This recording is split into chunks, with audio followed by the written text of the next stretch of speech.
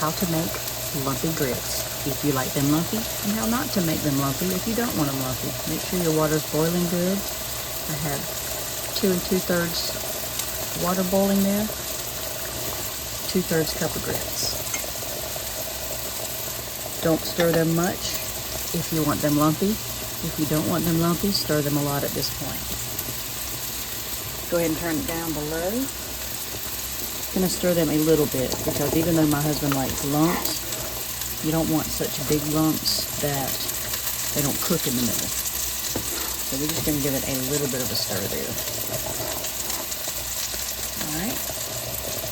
And I'm still going to let that cook for a few minutes before I turn the heat down. I'm making one of my sausage bakes over here that I've already made a video for, so just ignore the sausage.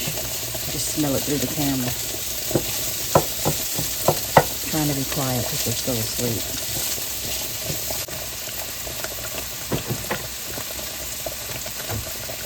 Now, these are the old-fashioned grits. I usually buy the quick. But they got to where they were a little bit grainy, no matter how long I cooked them. So I bought these to try, and we really liked them. So this is now my second canister of the old-fashioned. But I do use the quick too. But today this is old-fashioned. All right, we'll be back.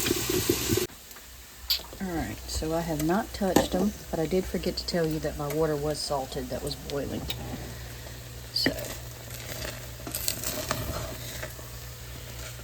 now, these still aren't real lumpy, but they're a little bit lumpy. But some people are very anal about just really, really whisking to get every single lump out of there. And if you're one of those people, then that's fine. But my husband likes the lumps.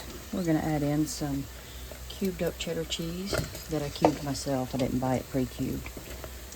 I try not to buy pre-cut cheese. And we're going to add about a half a pat of butter. Turn the eye off. I don't want to stir it too much because that'll get rid of the lumps. And now I'm just going to put the lid on to let that cheese melt good. And that's it. They're done.